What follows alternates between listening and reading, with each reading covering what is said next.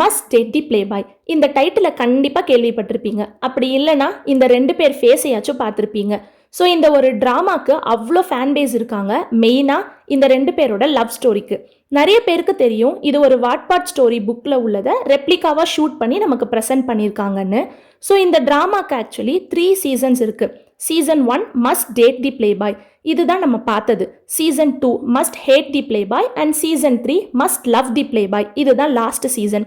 So நம்ம பார்த்த season 1 chat எண்டிங்காக இருந்துச்சு. நீங்கள் இன்னும் சீசன் 1 பார்க்கலன்னா யூடியூப்லேயே அவைலபிளாக இருக்குது, போய் பாருங்கள்.